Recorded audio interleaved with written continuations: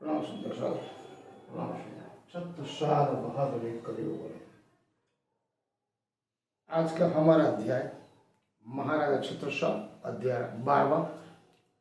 कल हमने 11वें अध्याय में महाराजा छत्रसाल 2 वर्ष तक 1722 से लेकर 1724 तक मुगल बादशाह औरंगजेब की सेना में भर्ती हुए। राजा मिर्जा जैसी के द्वारा उसके बाद 1.5 साल तक पुरंदर का किला जो शिवाजी महाराज का था, देवगढ़ का किला और कितने हैं दुर्ग छत्रसाल जी महाराज ने मुगल सेना में भर्ती होकर छोटी छोटी कमजोरियां, बारीकियां, युद्ध की नीतियां, मुगल सल्तनत की कमजोरियां, सेना की कमजोरी, इतनी विशाल सेना होने के बावजूद भी छत्रपति शिवाजी के छोटे से मराठा सैनिकों से आगरा, कमजोर होना, हतोत्साह होना उन्होंने देख लिया। उसके पश्चात वो दक्षिण की ओर छत्रपति शिवाजी को श्रीगढ़ के किले में जाके मिले। 6 महीने तक छत्रपति शिवाजी महाराज ने छत्रसाल जी को एक पिता की तरह पुत्र का प्यार दिया, दुलार दिया। अंत में संपूर्ण तैयार होने के बावजूद छत्रपति शिवाजी ने उन्हें बोला, आप सिंह पुत्र हो, शेरनी का दूध पिया, आप बुदेलखंड जाइए। जैसा मेरा भी सिंहासन है वैसा सिंहासन बुदेलखंड में आपके राह देख रहा है। बुदेलखंड परतंत्र है, मुगलों के अधीन है, आपको उसे स्वतंत्र कराना है। छत्रपति शिवाजी के आशीर्वचन लेने के बाद महाराजा छत्रसाल बुदेलखंड 1724 में वापस आए।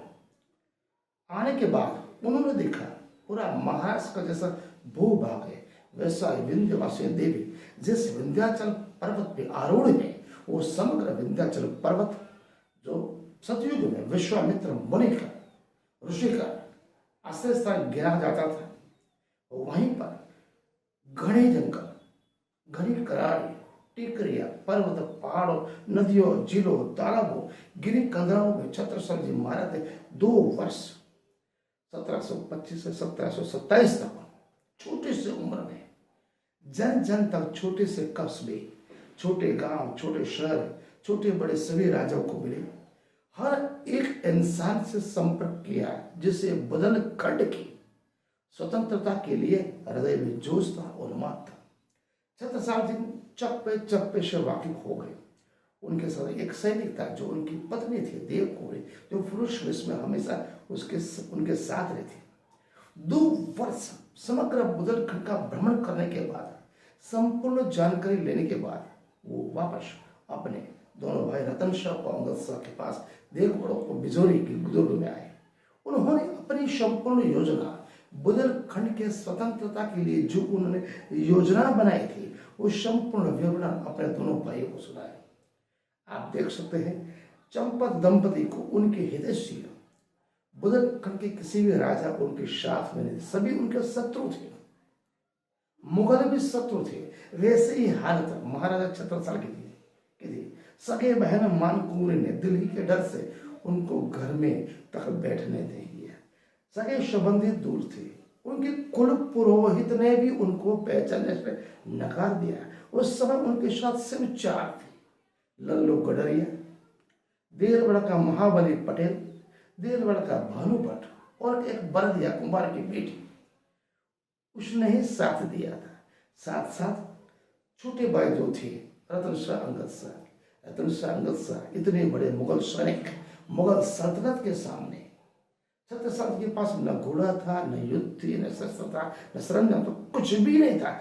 अदम्य हिम्मत थी, आत्मबल था, विंध्यवासिनी देवी का उनको आशीर्वाद था, वो शेष नाग के अवतार थे। अदम्य साहस था मुझे कैसे भी मुगल सल्तनत को दिल्ली से दूर करना है, बुदेलखंड को स्वतंत्रता दिलानी है। उन्होंने सोचा अब मैं क्या कर सकता, अपनी सभी बातें योजना बताई।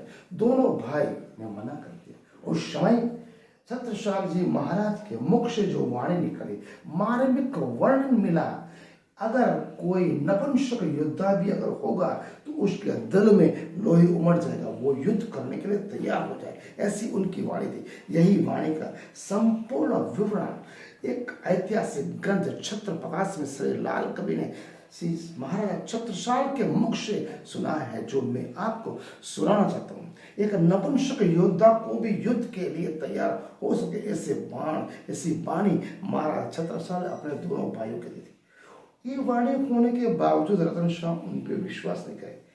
अंत में छत्रसाल जी महाराज ने संपूर्ण असंभव कार्य को संभव करने के लिए जो मार्मिक वाणी के 4 वाणी के वाक्य जो उन्होंने बोले थे, उसके बाद उनके दोनों भाई तैयार हुए। यह वही समय था 1725 से लेकर 1727 तक 2 वर्ष तक महाराज छत्रसाल ने जी जान के वो उनकी सम्राट चक्रवर्ती बनने के अगम पर साथ में देने वाले थे, जो मैं छत्र प्रकाश ऐतिहासिक ग्रंथ में वो सब चीज बातें जो मैं आपको सुनाना चाहता हूं।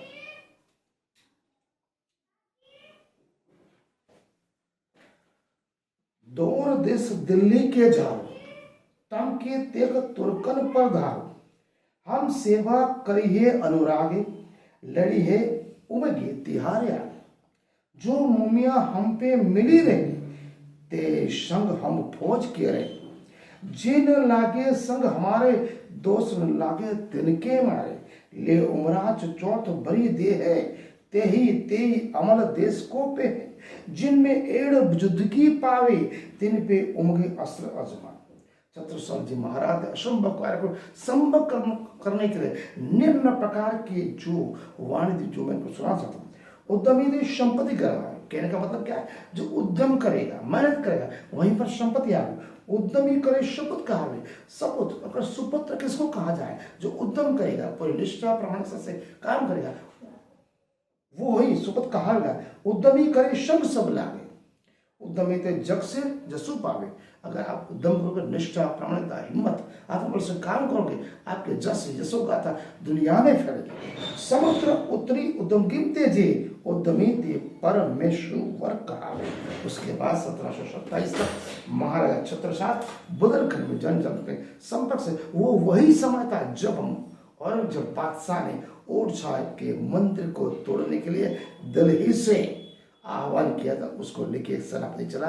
उस समय विक्रम संवत 1727 का था। आज का हमारा अध्याय पूरा महाराजा छत्रसाल के बुंदेलखंड के वास्तविक के उस उपलक्ष्य में जो मैंने आपको सुना, विवरण सुनिए, चिंतन करिए, मनन करिए। प्रणाम।